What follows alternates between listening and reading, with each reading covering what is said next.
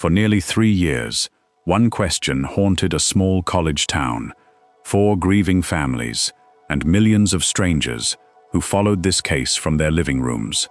Why? On a quiet November morning in 2022, 4 university students were killed inside a rented house just blocks from campus.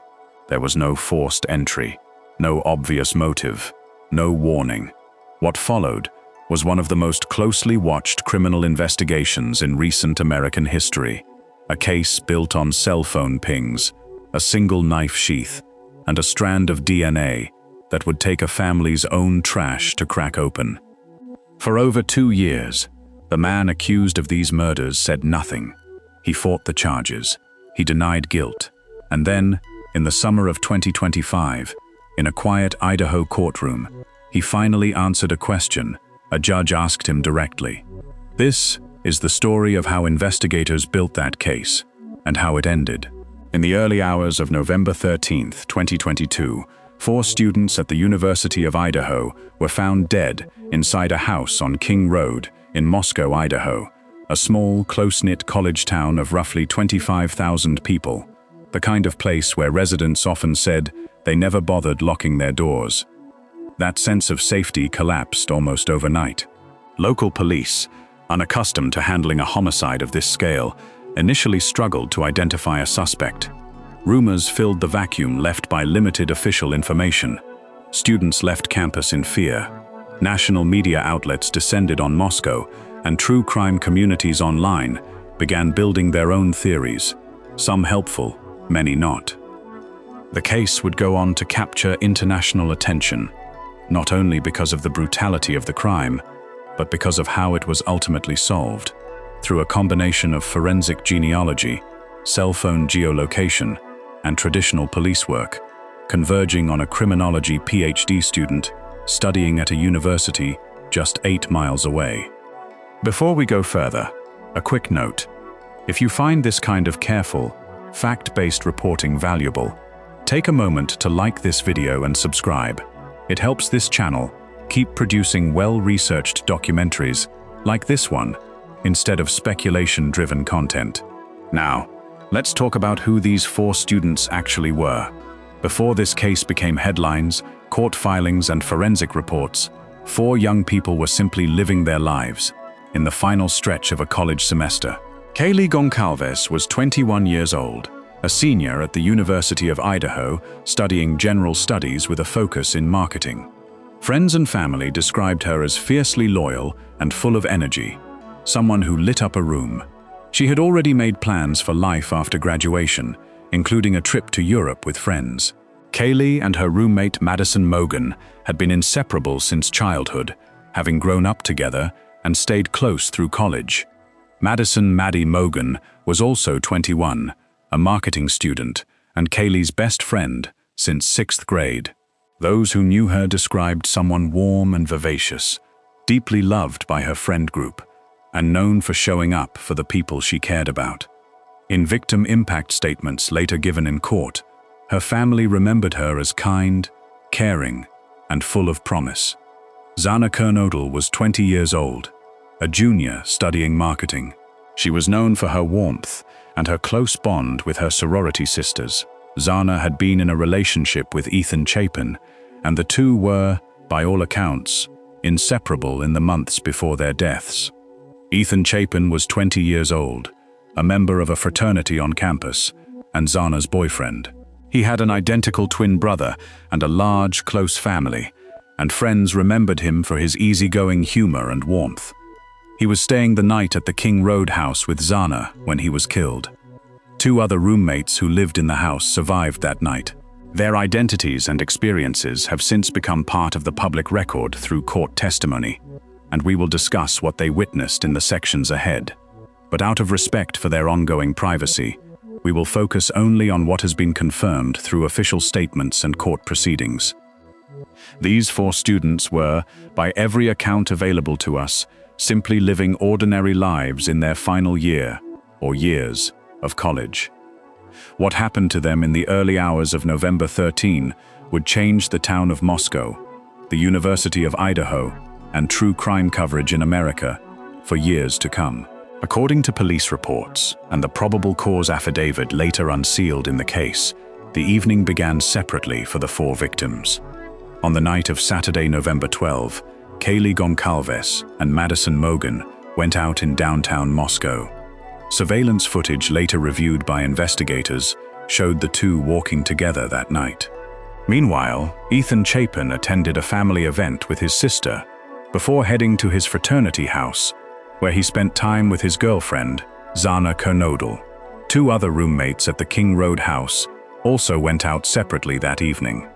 By the early morning hours, all 4 had returned to the house at 1122 King Road. According to cell phone and surveillance evidence later cited by investigators, a white sedan, identified through later investigation as a Hyundai Elantra, was seen passing the house multiple times in the hour before the killings, before turning onto the street a final time at approximately 4:04 a.m.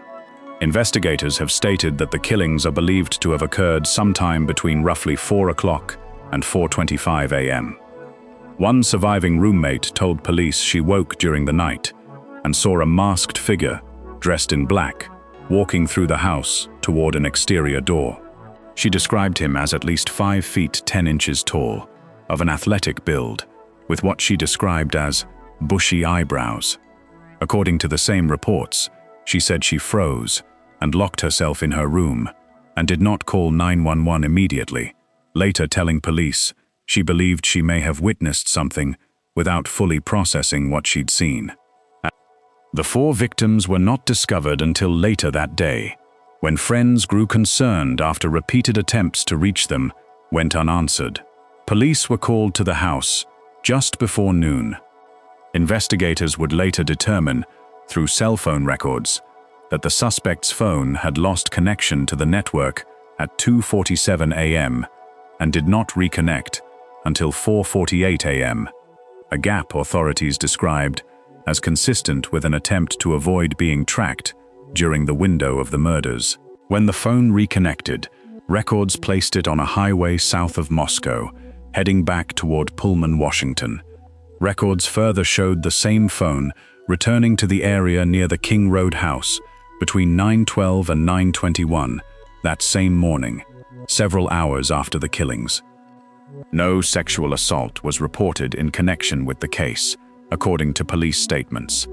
Investigators also stated there were no signs of forced entry, suggesting the back sliding door may have been unlocked. In the weeks following the murders, Moscow police, a department with limited experience handling homicide cases of this magnitude, worked alongside the Idaho State Police and the FBI to build a case. Investigators pursued several strands of evidence simultaneously. The first was physical. A tan leather knife sheath, stamped with a U.S. Marine Corps insignia and the brand name Ka-Bar, was found on the bed beside one of the victims. Forensic testing later determined that a single source of male DNA was present on the sheath's snap button. The second strand was digital. Police obtained cell phone records covering the weeks leading up to the murders, which they used to trace a phone that had reportedly been in the vicinity of the King Road house at least a dozen times in the months before the killings, almost always late at night or in the early morning hours. That same phone data helped investigators place a vehicle near the crime scene on the night of the murders itself. The third strand was the vehicle. Police publicly appealed for information about a white Hyundai Elantra, model years 2011 through 2016, that had been spotted near the house. This request generated an enormous public response, with thousands of tips flooding in from across the country, most leading nowhere, but each one requiring investigation. The fourth and ultimately decisive strand was genetic genealogy. Investigators sent the DNA profile recovered from the knife sheath to a lab for comparison against genetic genealogy databases, a technique that had gained prominence in other high-profile cold case investigations in recent years. This process pointed investigators toward a family in Pennsylvania. To confirm the connection, without alerting a suspect, investigators obtained trash discarded outside a home in Albrightsville, Pennsylvania. According to court records, DNA recovered from that trash was compared to the DNA on the knife sheath, and showed a near-certain probability of a parent-child relationship, suggesting the sheath's DNA belonged to a son of the household.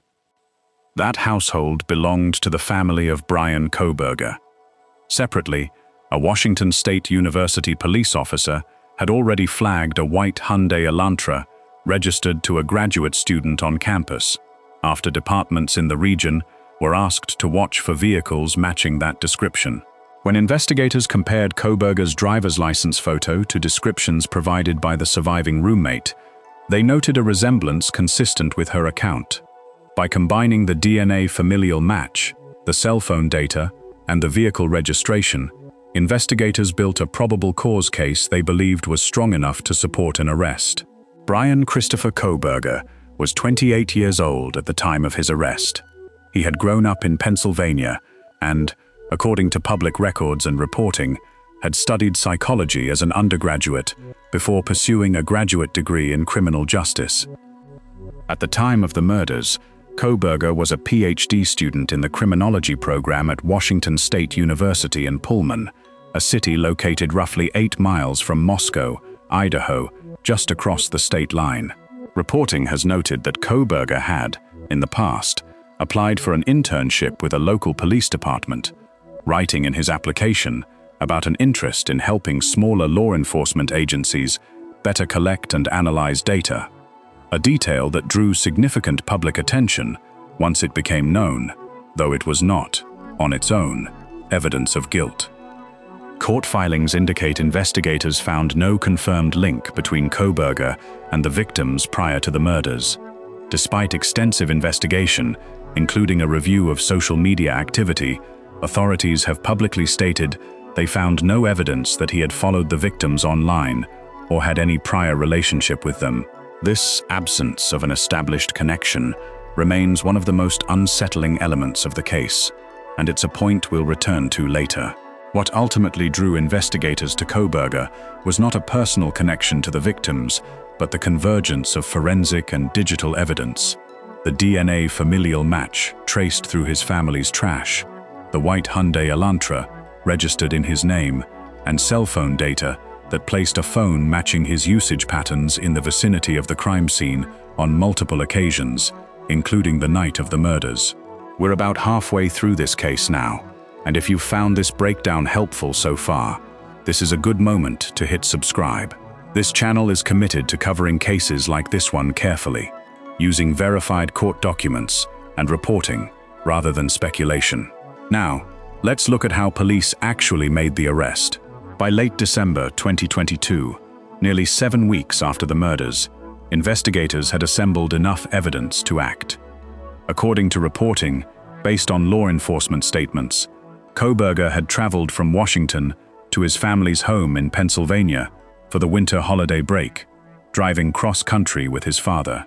Indiana State Police body camera footage, later released publicly, showed Kohberger's vehicle being pulled over twice for minor traffic violations during that drive, encounters that ended without incident, since officers at the time had no reason to connect the driver to the Idaho investigation. Once Kohberger arrived in Pennsylvania, investigators began covertly monitoring him and, per court documents, obtained a fresh DNA sample by collecting trash from his family's property. That sample was sent to Idaho for direct comparison against the sheath DNA, providing investigators with what they described as a much stronger, more direct match than the earlier familial comparison.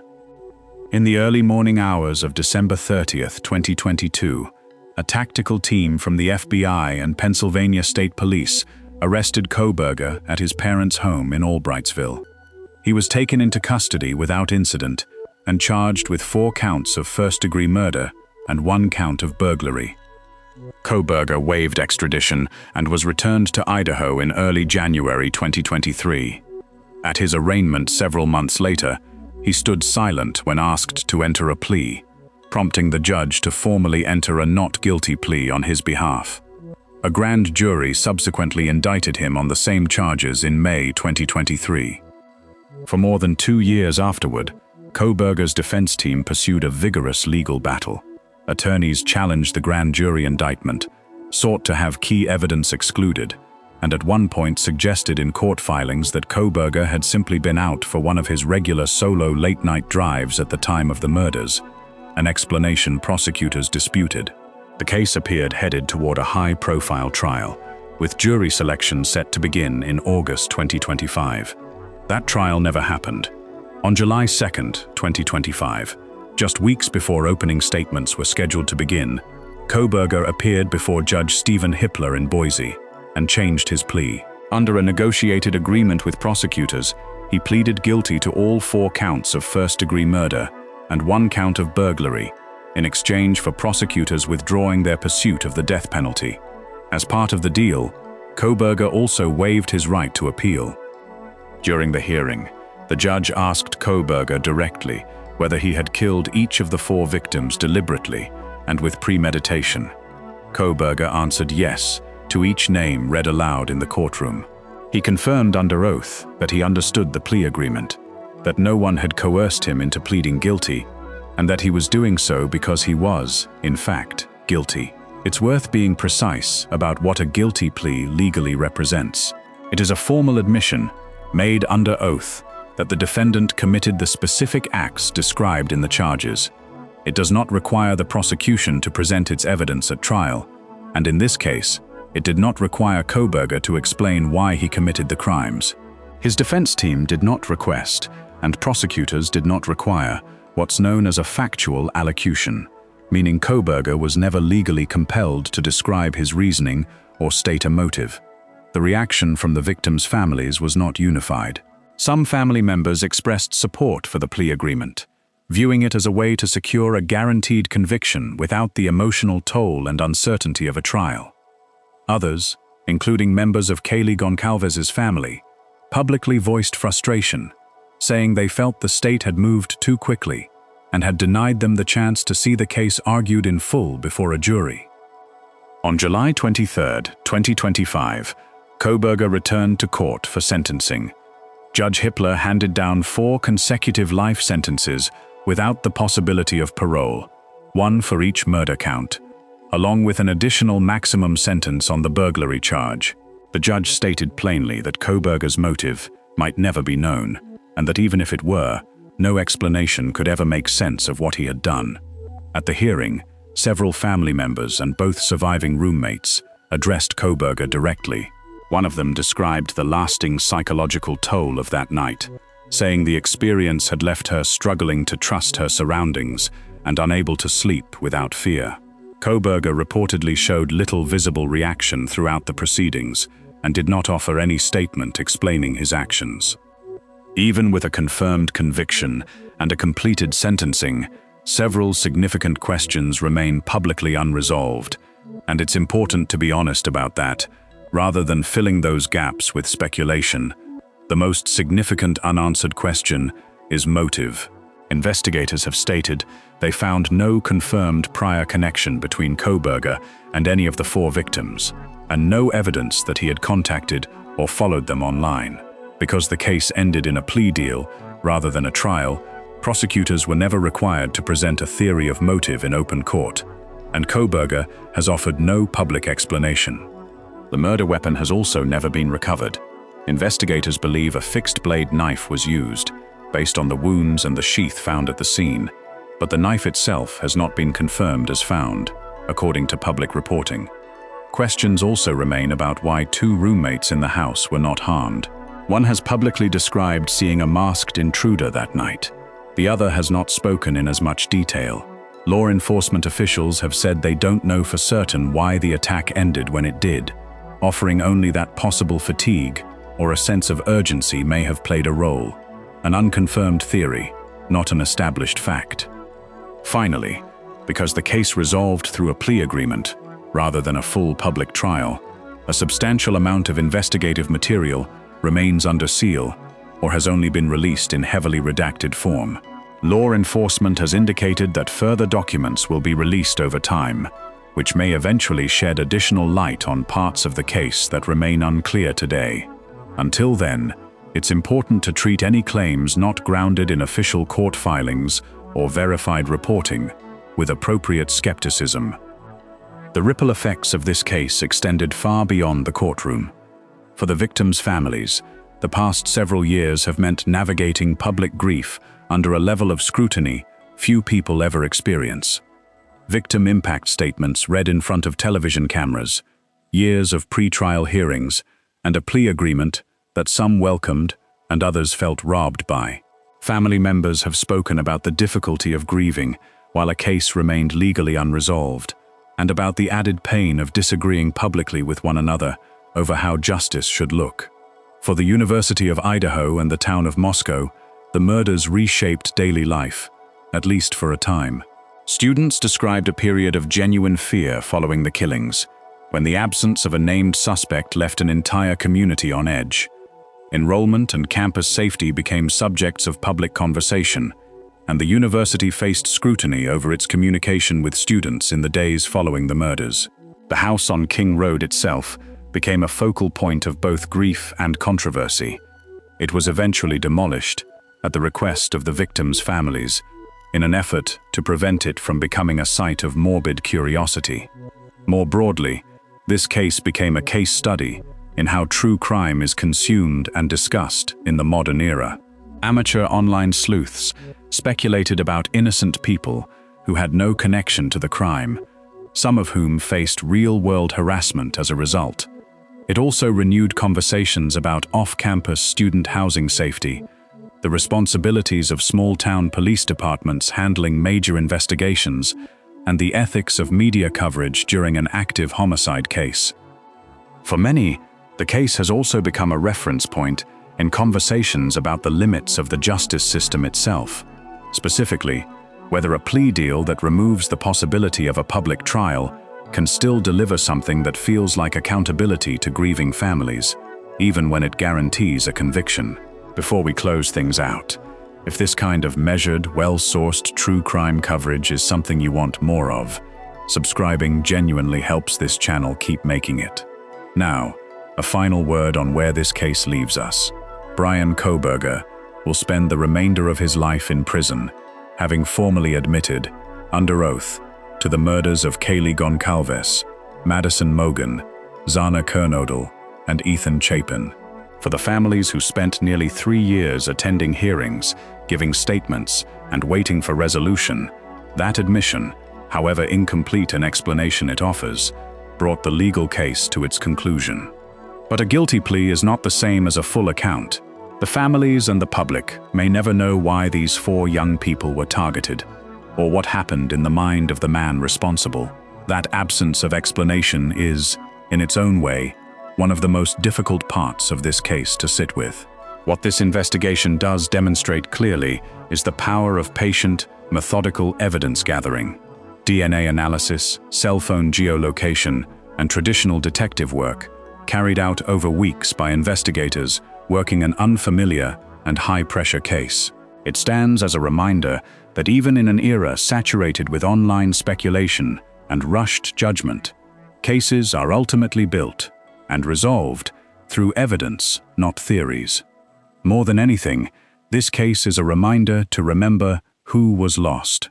Kaylee Goncalves, Madison Mogen, Xana Kernodle, Ethan Chapin, 4 students in the middle of ordinary lives whose futures were taken from them in a matter of minutes on a November morning. If you found this documentary informative and respectfully told, please consider subscribing to this channel for more carefully researched, evidence-based true crime coverage. Thank you for watching.